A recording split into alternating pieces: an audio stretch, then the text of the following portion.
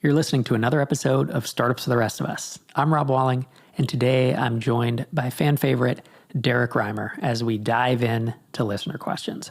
This episode runs a little long, and I let it run long because we dove really deep into a couple of these questions, and I felt like the deeper we went, the more kind of knowledge we unlocked. And so I really appreciated Derrick spending the time with me today and going over our allotted time. And I hope you'll stick around to the end, even though it's longer than a typical episode, because I really do think some of the things we dug into today are far beyond the surface level of what we could have dug into by, only spending 5 or 6 minutes answering each question. Before we dive in to our conversation, MicroConf Europe is only 6 weeks away. It's in Istanbul, Turkey from September 28th through the 30th. We already have an amazing docket of speakers, including Michelle Hansen, Mark Thomas, James Mooring, and myself. We're going to have more than 170 attendees. And last year we had folks from across 30 countries, and something like 25, almost 30% had at least 100K of MRR, not ARR. So it's a really amazing group of Bootstrap founders to be in a room with. This event will sell out. And in fact, we are 89% sold out at this point. We have sold out all of our in-person events for the past few years. So if you want a ticket, you're going to want to head to microconf.com/Europe. In addition, I want to tease that we're going to be releasing the first episode of season 5 of Tiny Seed Tales on Thursday. So keep your eye out for that in this feed. I hope you enjoy the new season. And with that, let's dive into my conversation with Derrick.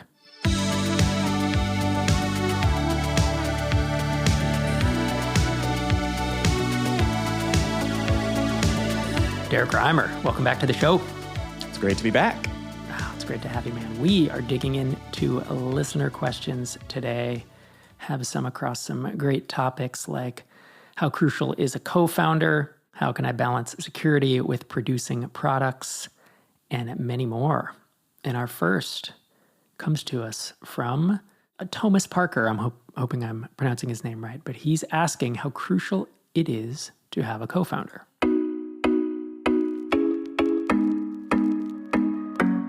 My name's Thomas. Thanks for all the value you create and share. A friend told me about Tiny Seed when I was starting my project Prism, which you can find at prism.guide last fall, and I've gotten a lot from the podcast since then. I'm wondering how crucial you think it is to have a co-founder, especially in terms of general success, but also in terms of being a company that Tiny Seed would potentially fund. I have a 15-year career in the niche world of self-directed education, where I co-founded an education model and nonprofit network called Agile Learning Centers. I've worked on tech projects on the side as a product or project manager, but I'm not a developer. This past fall, I realized I had enough technical knowledge that with some AI coding tools, I could probably build an application that could solve some pain points that the school my wife and I run has had for over 10 years as it relates to documenting and communicating the value of emergent self-directed learning. I was in a cave for 10 weeks with Claude.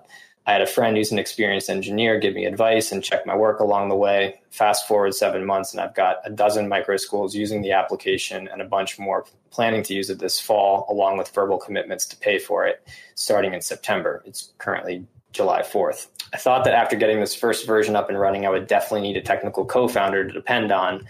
But now, after building a lot of new stuff, especially with Claude Code and having another friend check the work, I'm starting to wonder if maybe I don't.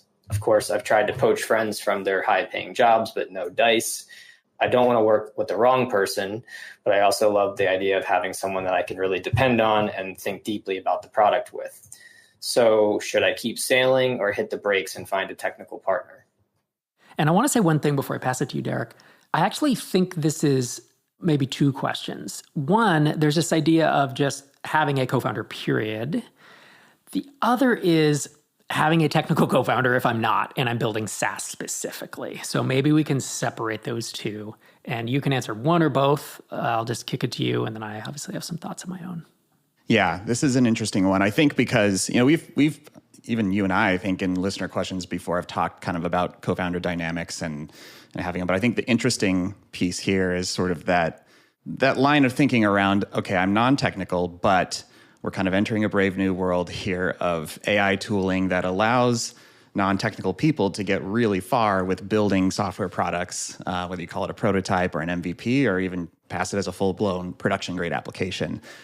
Doing this without necessarily having the rigorous oversight of someone technical on the team. And I think that's really the interesting of the moment bit here. And I don't want this to come off as disrespectful at all to tenacious founders who are doing this and building products without having someone technical on the team. But in general, I find this a bit alarming. I would feel like I always have to put a timestamp on this. We're talking mid-summer 2025. So things might be different in 3 months, 6 months, a year. Who knows where tooling is going to go? But at least in this moment, I've worked a lot with LLMs helping me write code in my various products. And I would say I would have a hard time trusting an LLM to produce code that is necessarily up to snuff on security and just maintainability in general. But I think there's been a lot of memes passed around over the last few weeks and months about, apps that are vibe coded that then people are hacking really easily. So especially if you're not prompting an LLM with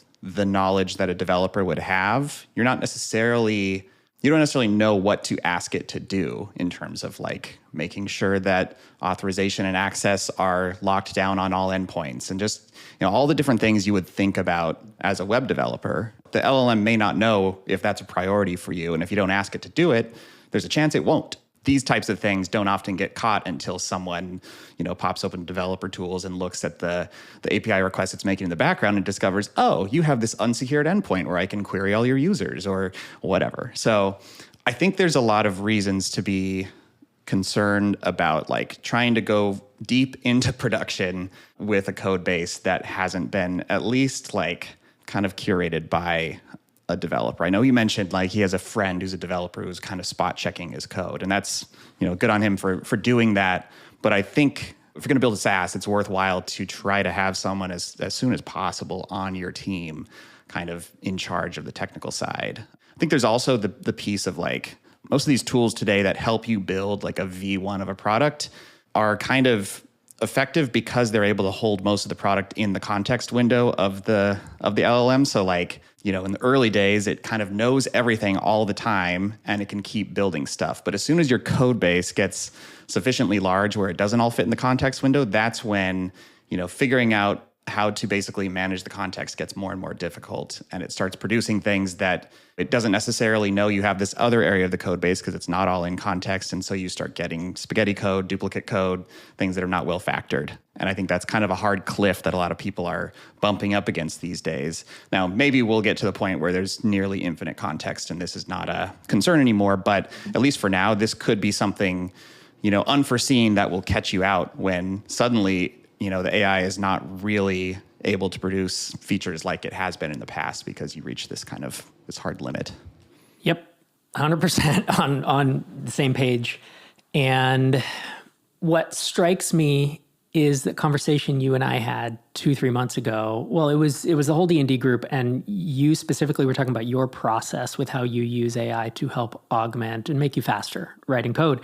Because I haven't done it, right? I haven't used AI to write code. And you basically said, I tell it what to do. And then I look through it and I'm like, oh, it did all this wrong. And then I tell it to fix these things. And then I make sure that it's fixed. You, as the super senior dev, are spot checking and making sure it's security, it's maintainability, it's brittleness, it's whatever else. And you're sanity checking that. It's the same way where if I ask ChatGPT to help me outline a YouTube video or to help me brainstorm blah, blah, blah, or I have a tweet I want to say on this thing, write the tweet.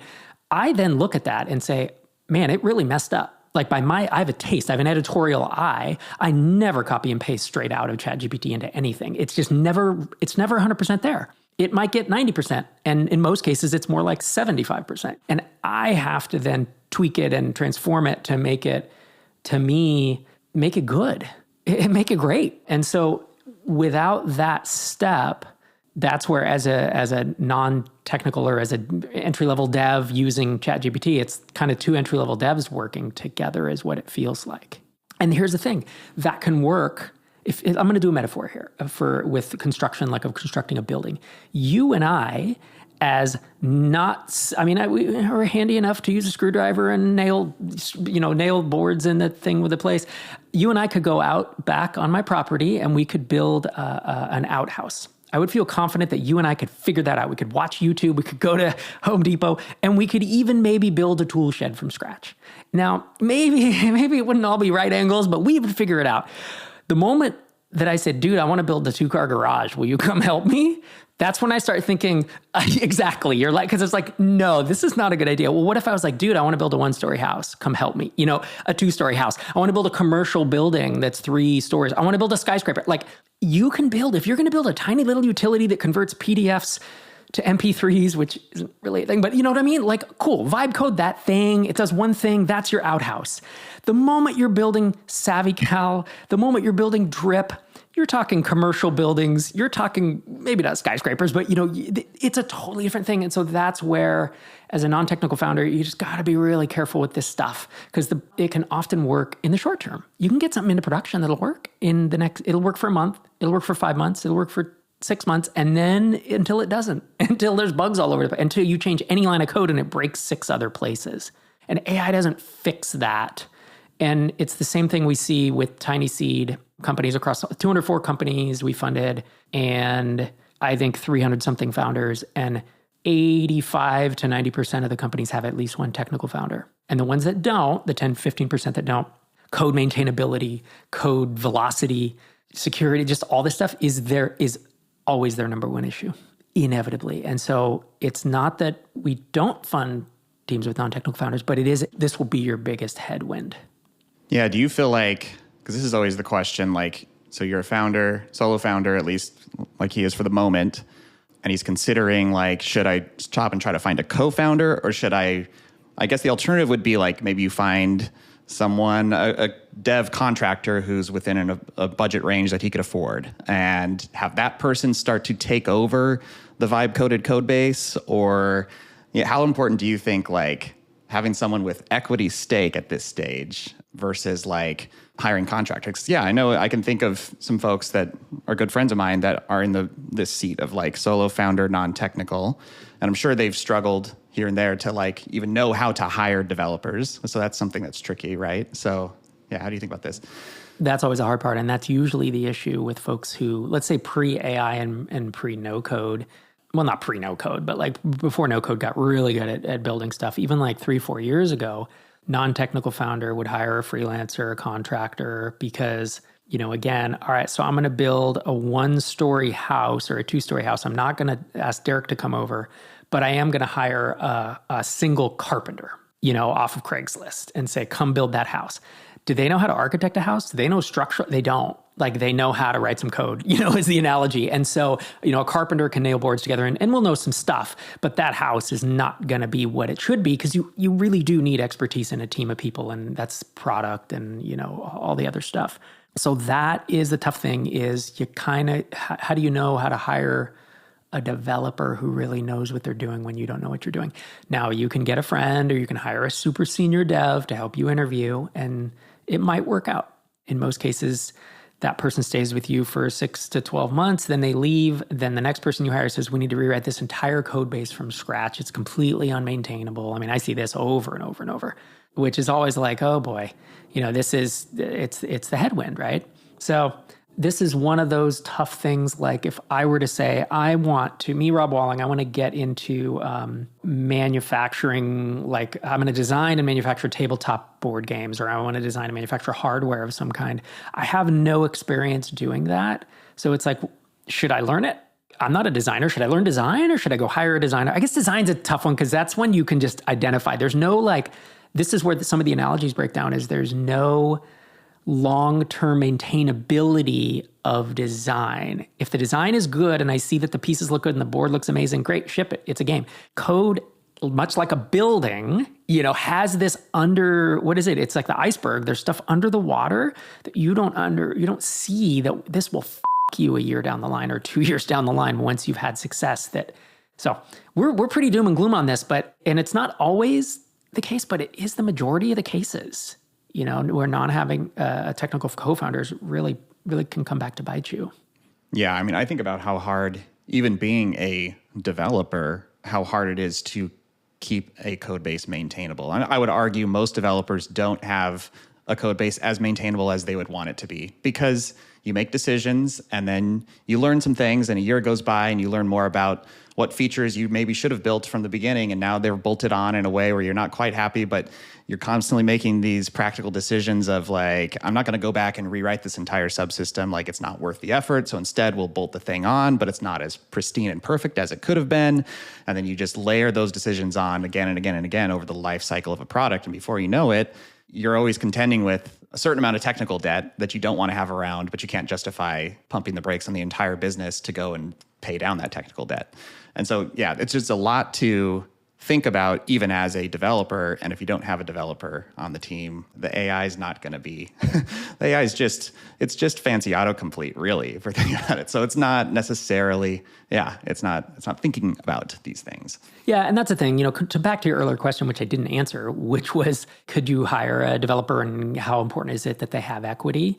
In my opinion, this is one of these things where this is not an always, never, absolute thing. You just hear there's a leaning. I'm like 90%, 95% on these opinions. There is a little wiggle room. I have seen some work. I've just seen so many not work. For me, if I was starting a SaaS tomorrow, I would want to be working with a developer who had ownership of that code base and who had equity in the company. And I would find that person is what I would do, especially if I'm not going to write the code. I can't imagine doing it any other way and having it long-term work. It can work. It's the thing. It can work in the short term, get the MVP, as you said, or get that, just enough to prove it out. But it's likely, if they don't have equity and want to be in it for the long term, that you are going to have to rewrite it. And we see this we've funded a handful, and I don't know the exact numbers, but it's 5 or less of no-code code bases. No-code apps, I guess I would call them, that are built in Airtable, Bubble, that kind of stuff. And all of them have been rewritten or will need to be rewritten. It just doesn't work when it's pure SaaS play. If you're a service on top of SaaS, it's one thing, right? You can kind of manage it, but I think it's just too core to the business to not have someone have ownership of that. It's kind of like saying, I'm going to hire my first salesperson right now and have them do all the selling. And it's like, they don't even know what you have. As a founder, you kind of have to do that. I will say, on the non-doom and gloom side of this, I feel like 5 years ago, we would have said, try to prove out your idea by building something, cobbling something together with spreadsheets and a Google Doc and a Google Form or whatever, like naming the tools du jour from that era. And I would say now it's a lot easier to build something that looks a lot closer to a full-blown production app as your prototype, for proving something out. And so I think that's a good thing, and that will help you do your validation efforts better. And then I think the big thing is having the restraint to not keep a prototype in production if it's not actually up to par on what you want to maintain long term.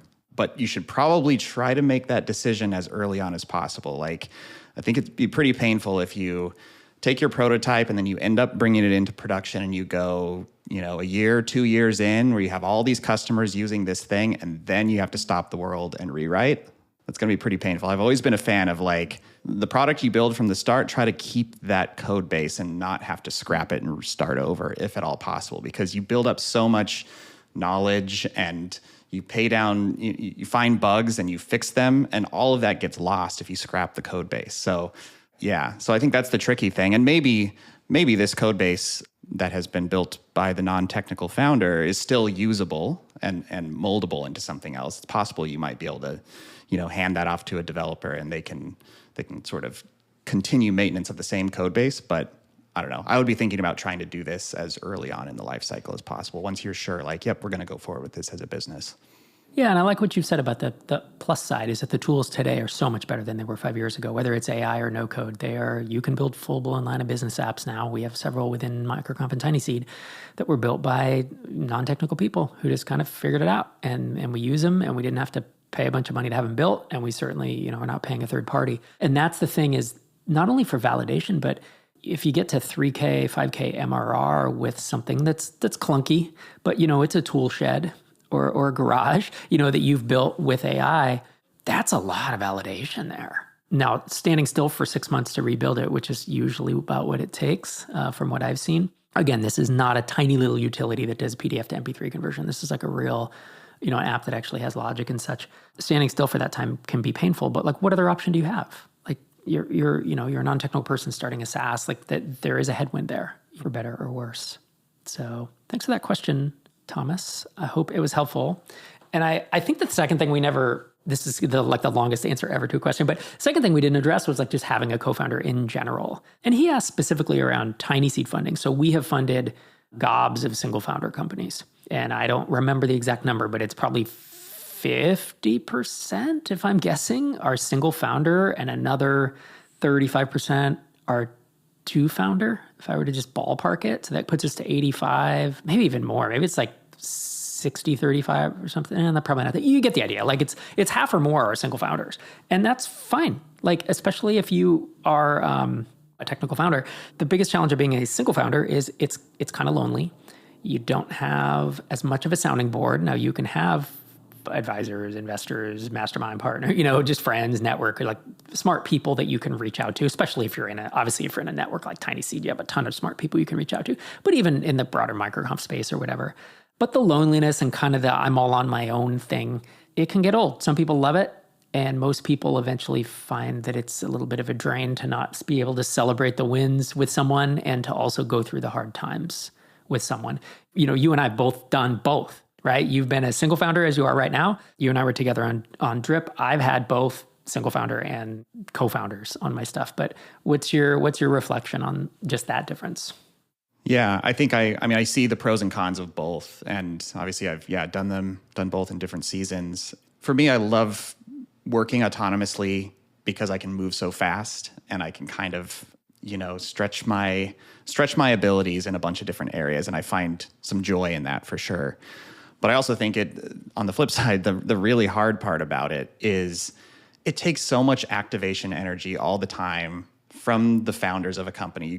I don't think the same thing comes from employees. It has to come from the founders or founder to just keep the energy going behind a company. And you're usually going to have one bias in one direction. Mine is definitely, I'm biased towards building, and the business and marketing side is a necessary thing because I'm building a business and I'm not just building a product with no customers, So what that means is I'm constantly having to fight against my desire to just build more and to focus on the other areas. And if I had a co-founder who was like the kind of the classic split of one person in charge mainly of product and dev and the other person in charge of sales and marketing, then you can both kind of default to your zone of genius. And that's where you spend most of your time, and you both deploy your founder activation energy in that direction. And it's a great thing. So I think, it's a challenging road to be a solo founder, especially if you find yourself kind of in the midpoint cycle of a business where it's like, we just kind of have to muscle through this and keep going and keep mustering that activation energy and balancing the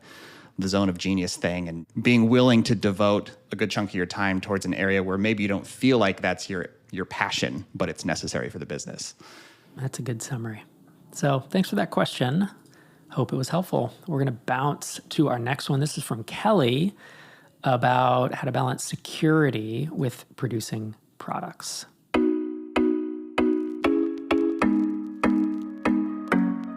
Hi, Rob. I'm a software engineer, and I would love to start my SaaS journey through contracting.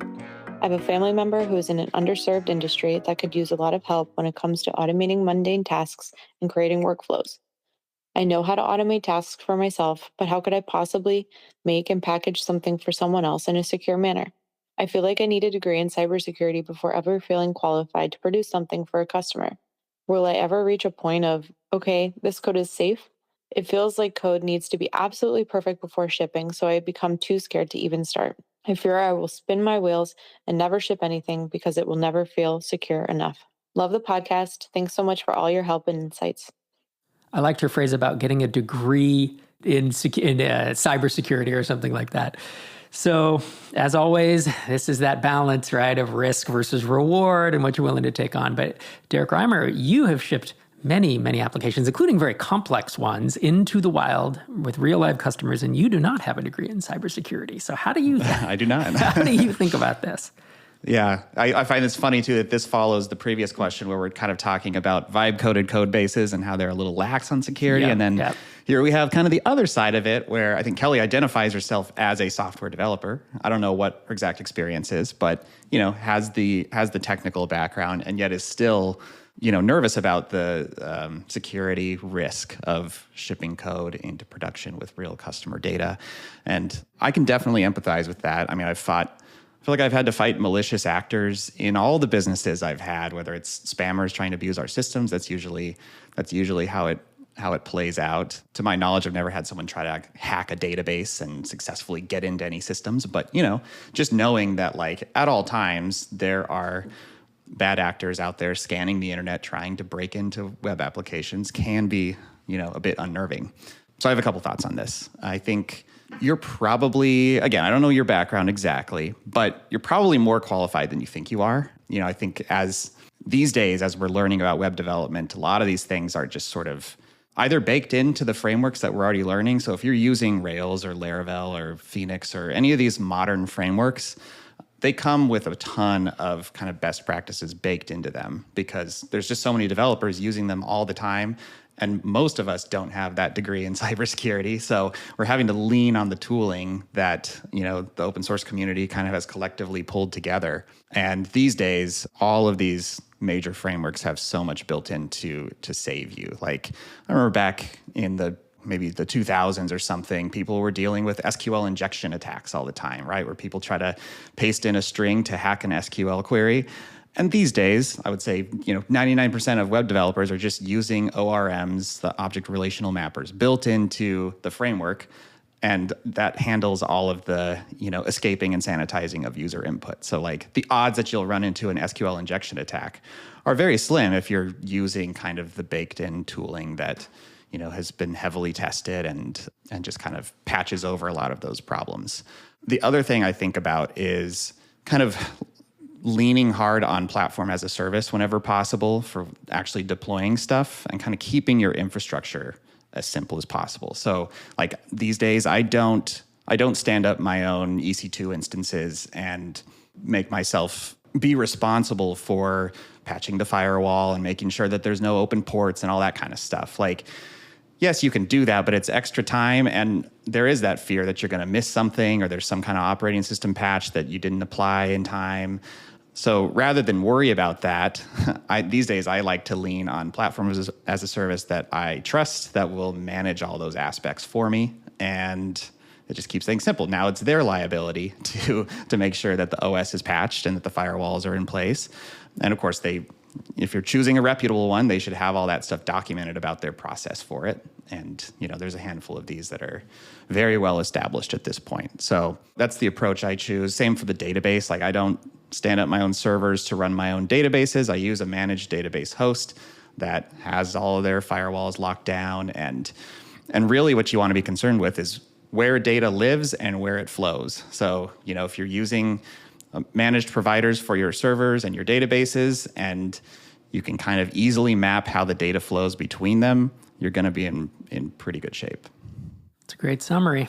But Derrick, isn't everyone moving to rolling your own hardware? Don't you want to go bare metal hard? You see this online and it's dude, if you have $100 million in ARR and you're bored, you should go roll your own hardware. You know what I mean? Have you and I already talked about this on the podcast, or has it just been private where it's come on, man, it's not a good use case for 99% of bootstrappers. Yeah. Ultimately, I think it's the only justification you can really make for it is, one, if you just want the technical exercise of doing it, but two, if you want to try to save cost. And at the scale that I would say 99% of listeners of this podcast are at, it's not worth trying to save the cost. Just lean on these companies that are building this tooling and assuming all the liability for it. There's a huge incentive for these platform as a service companies to not have vulnerabilities. And I like to rely on that. Big time. And you and SavvyCal, even with thousands of customers paying you, you're still able to afford, like a pass is not a blocker for you. No. With Drip, we started on Heroku, and Drip was very big and very complicated, and we did have to migrate off within the first year, I think, which was a pain. I remember that being a big hassle, but I'm glad we started where we started. It got us there quick. We didn't have to roll our own stuff. And frankly, maintaining the DevOps effort from then on to maintain our servers was necessary. It was a pain in the ass. Yeah. It was a pain in the ass. Like, if we could have stayed on, even paid Heroku, quite a bit of money, like, we would have done it. So it's another reason. I appreciate Kelly's question, and I think you've covered it quite well.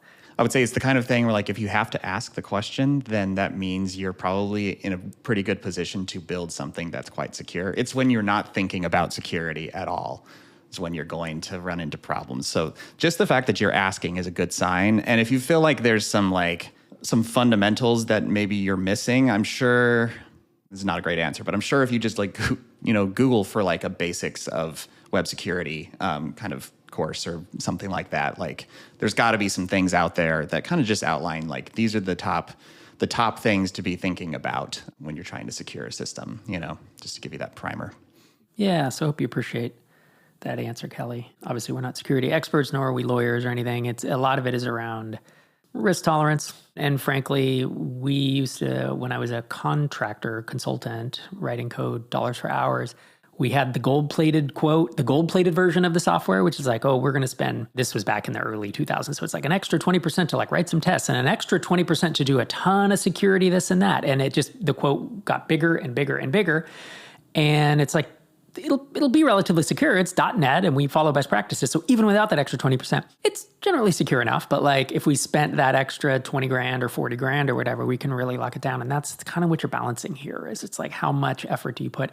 Like, do you have an LLC right now versus kind of just being a sole proprietorship? Do you have insurance like, I forget what all the insurances are around a business because we have an operations person that handles that. But, there's like 2 or 3 types of insurance. Do you have those from day one with 0 customers? Most people don't. It's not to say you shouldn't. I'm not giving you advice to not to, but that's kind of where we are, is thinking about how far do we go to fix problems that may or may not happen at this point. So thanks for that question, Kelly.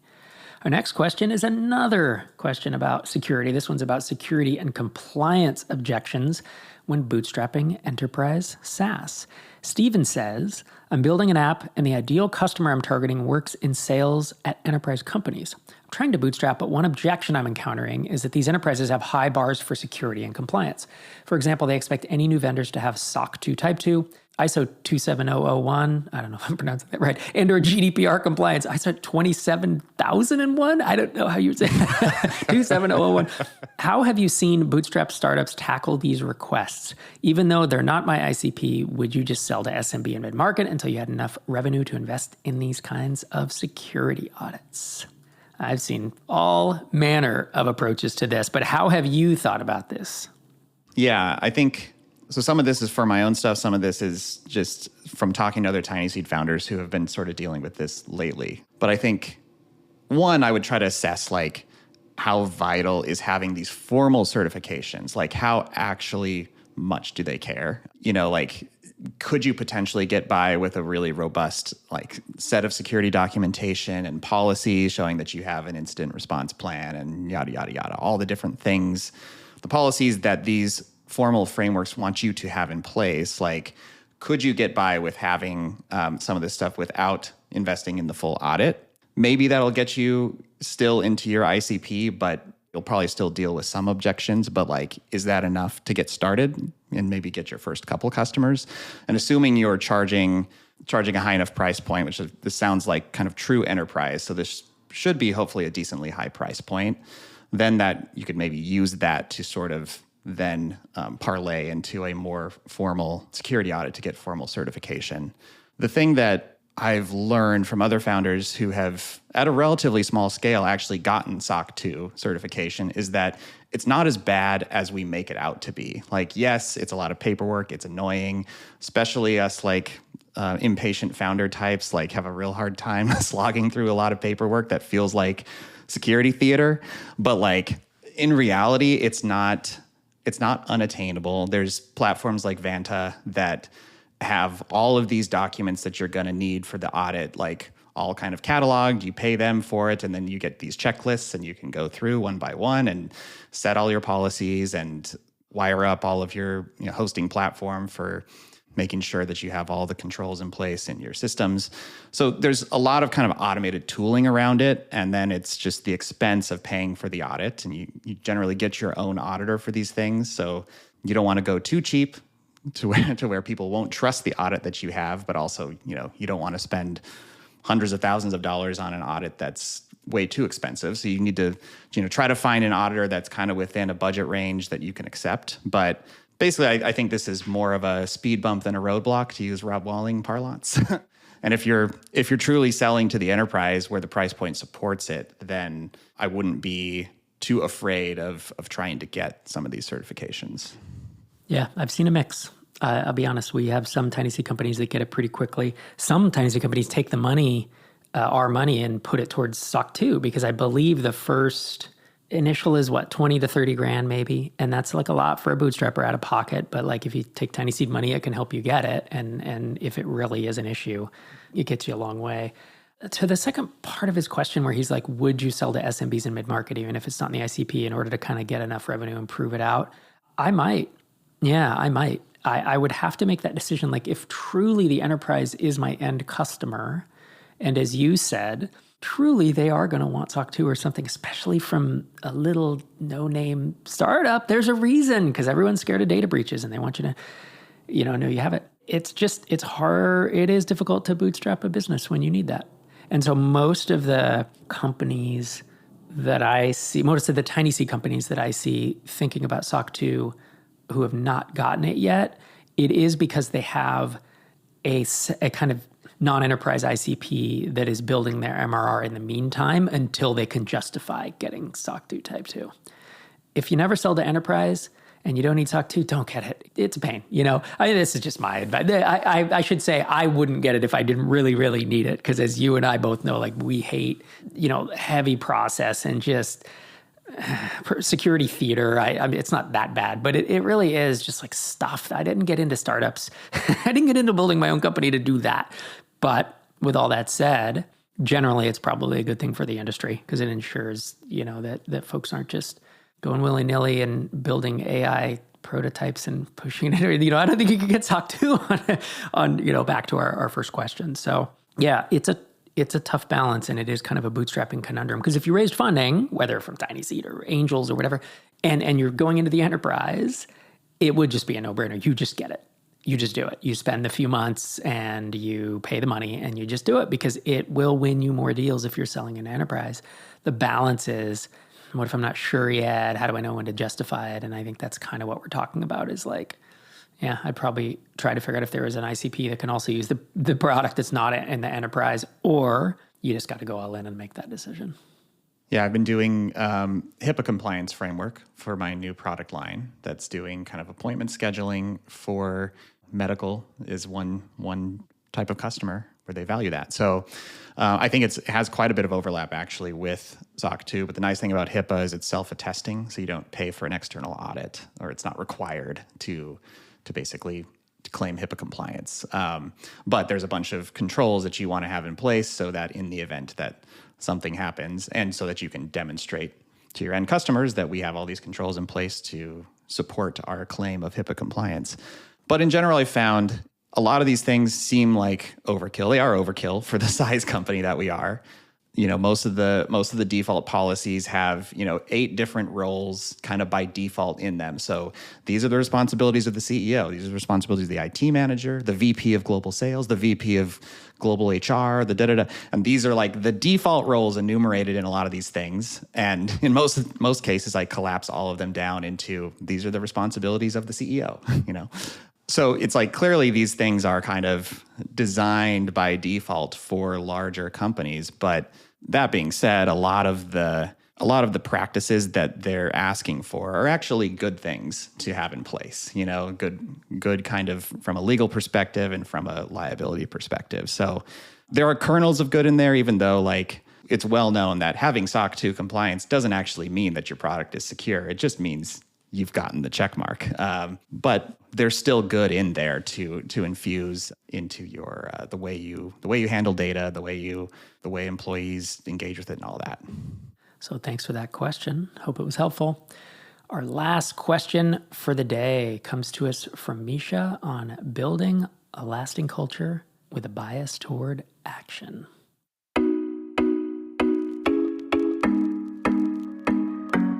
Hi, Rob. This is Mike, frequent listener, occasional question asker. I have another question for you. Building out a startup, it's growing well, getting friends to help us, looking to hire some engineers soon. As we're doing that, one conversation we've had a few times is about building a culture with a bias towards action. Bit of a corporate speak there. It's a conversation that I've been part of throughout my career. It's rare to find that in my experience, whether it's a large company or a 5-person startup, there's no guarantee that that'll be the case. So how do you think about that being a conscious decision? So instead of focusing just on we're going to hire people who deliver or who ship frequently or interview for people who ship, but really thinking about the culture of the organization from the start, where we can focus on go build stuff, go ship things. You don't need permission. Don't go breaking stuff. Don't go break the law. However, go experiment. What are your thoughts on that? What have you seen work as a conscious decision by the founders and by the leadership of the startups, the companies that you've invested in and part of? Thank you.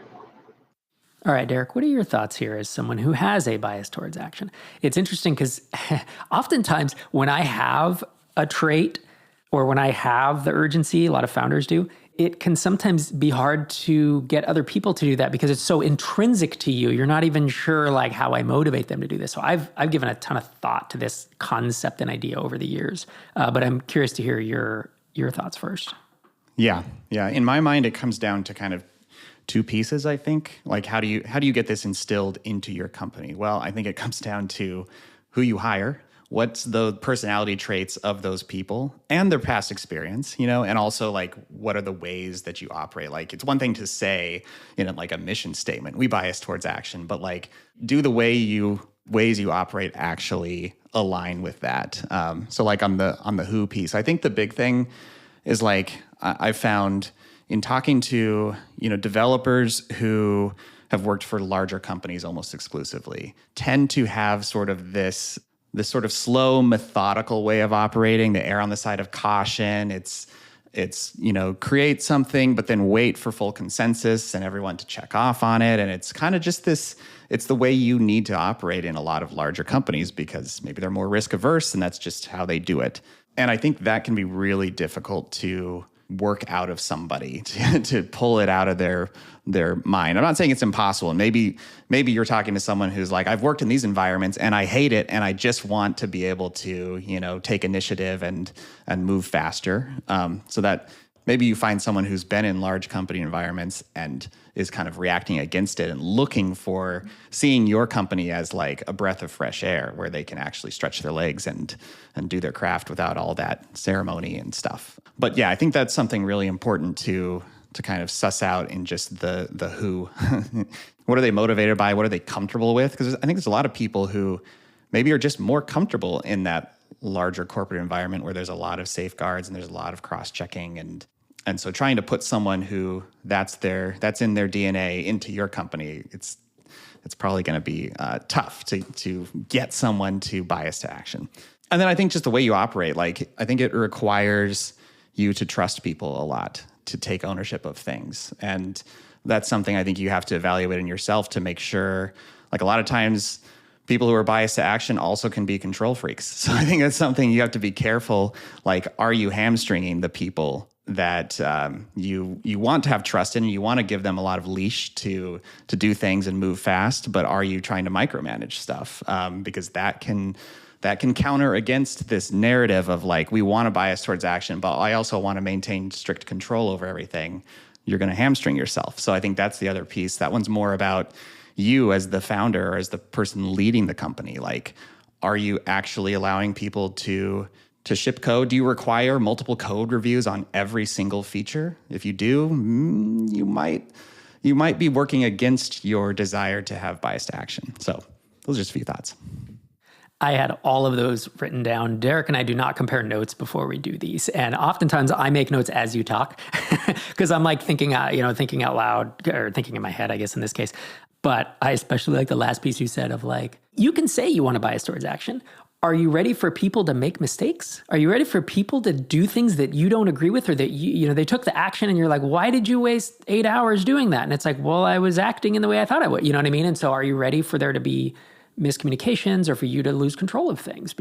And then that a lot comes back to, who you hire, because people's judgment, if they're going to have a bias towards action, you want their judgment to be good, because there are some folks we know their judgment just in general on certain areas is just not good and they can't get out of their own way. And I wouldn't want them to have a bias towards action at my company, because I think the things that they're going to work on are not going to move the needle or are going to be misdirected, So similarly, I kind of broke it down in my head into 3 parts, 2 of which you said. You said it's who you hire, and that was one of mine.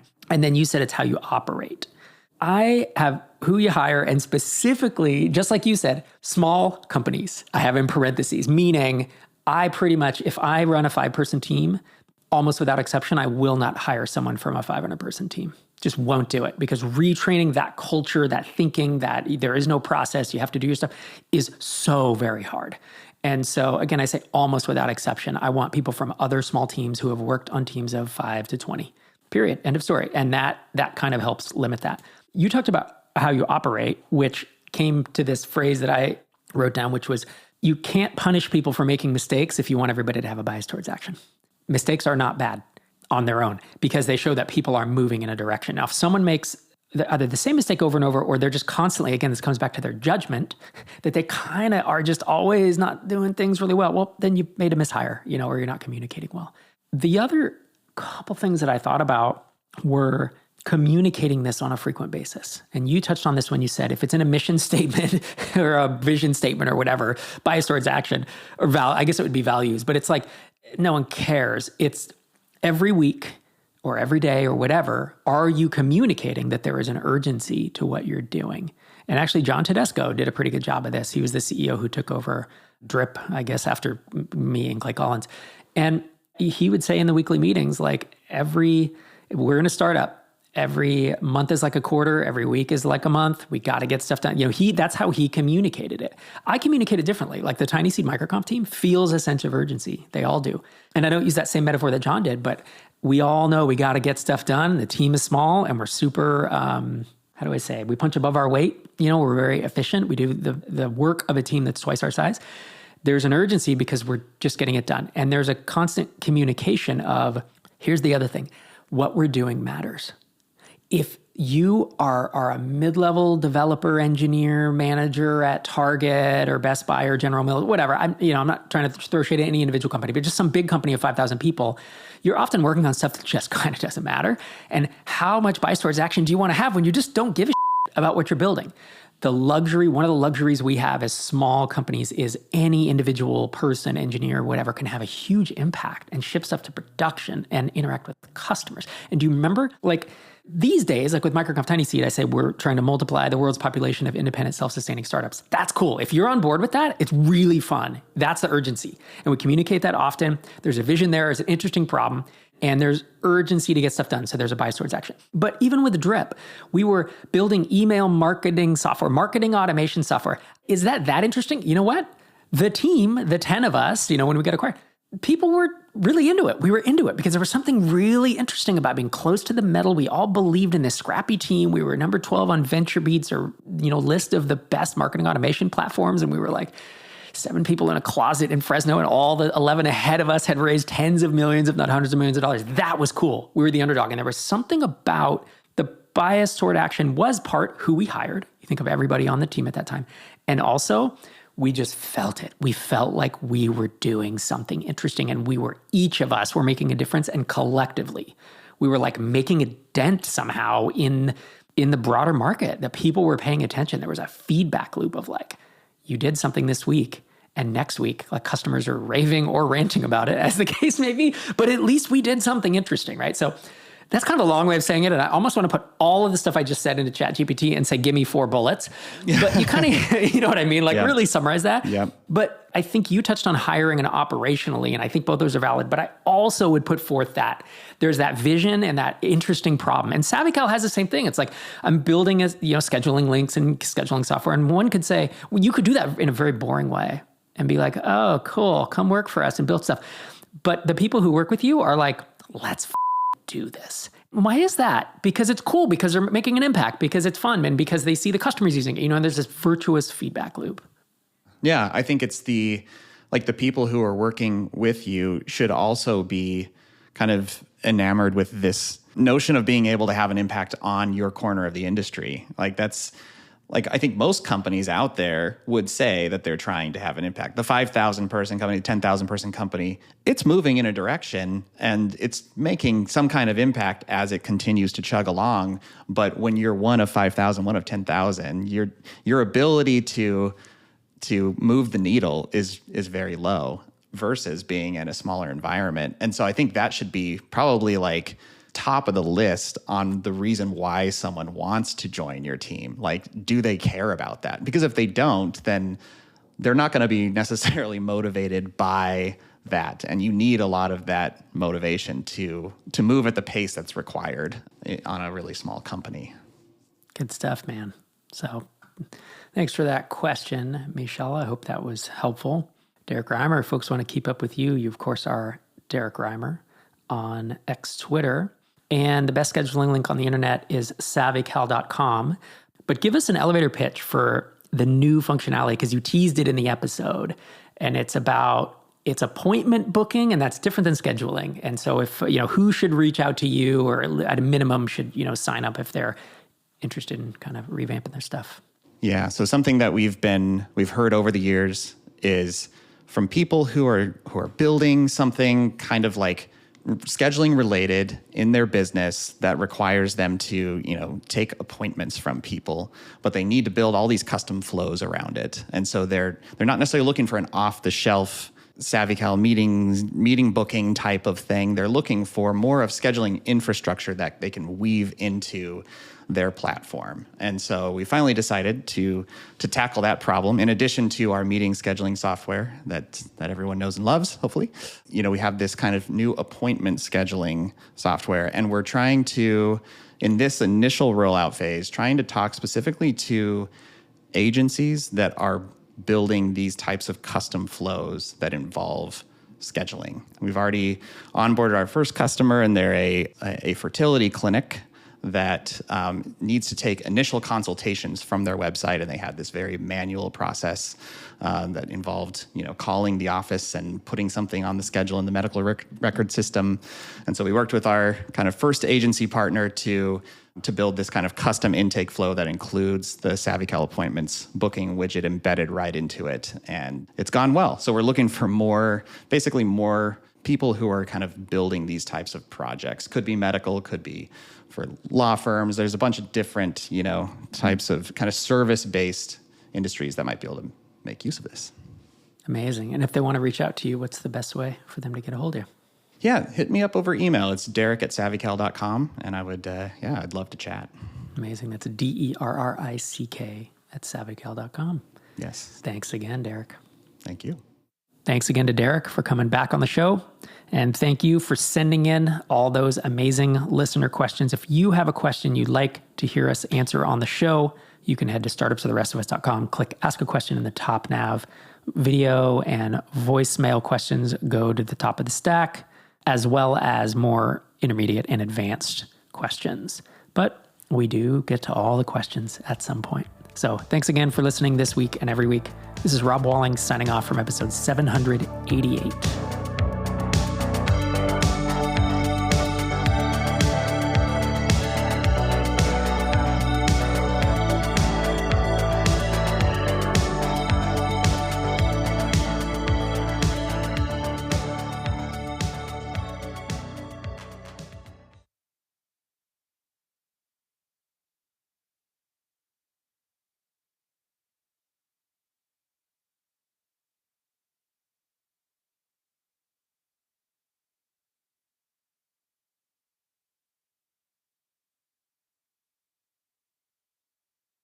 listener, you have found the hidden track of this podcast episode. I am springing this on Derrick. He has no idea that he's going to be answering espresso trivia from frothy to hardcore. It's going to be good. Okay. All right, let's do a few of these courtesy of ChatGPT. So here's the best part is if it hallucinated any of the answers, you get to tell me, oh no, that's actually wrong.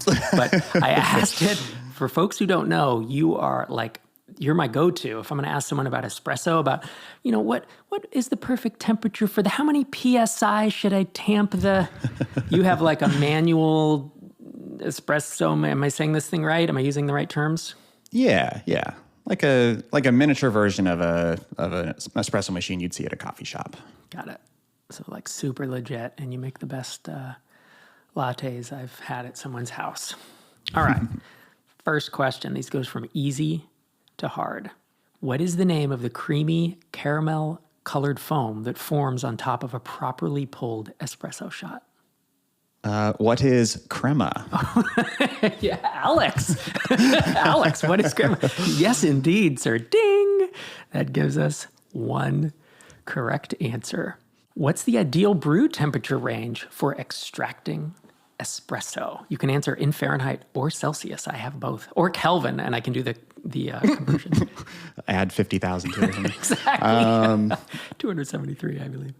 Yeah. Okay. I'm trying not to cheat right now because if I look across my office, there's a little readout that's blinking the temperature.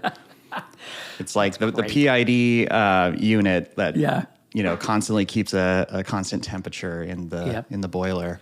And this has a range now because I'm trying to think. This has a range of 10 degrees, but you could, if you name the exact middle of the range or something in the ballpark, I think we could do it. This is somewhere around in the high 190s to 205, something like that. There you go. Perfect. It says between 195 and 205 degrees Fahrenheit. Okay. For those of you anywhere in the world but the U.S., that's between 90.5 Celsius to 96 degrees Celsius, in case you were curious. What very, very, very good, dude. That's 2 out of 2 so far. What's the generally accepted pressure in bars, it says, but you can do PSI if you want. What's a generally accepted pressure used for extracting espresso? I want to say it's around 15 bars. I have 9. 9? Okay. Bars. Yep. Yeah. Okay. All right. Maybe we'll do one more. I mean, is this even fair? Do you know espresso history? Which Italian company is often credited with inventing the modern espresso machine? That feels... a guess. La Marzocco? I don't know. La Pavoni. Okay. Yeah. Let's count that one. That one feels like, I don't know. What's the recommended weight range in pounds or kilograms for tamping espresso to ensure even extraction? 30 pounds of pressure? There it is. Ladies and gentlemen, this is why Derrick Reimer has a permanent guest spot on Startups for the Rest of Us. It's not... Thought I was going to make you lose my espresso cred. I was a little nervous. Really sweating it. I just throw things at you without even telling you. All the startup knowledge that we've just shared in this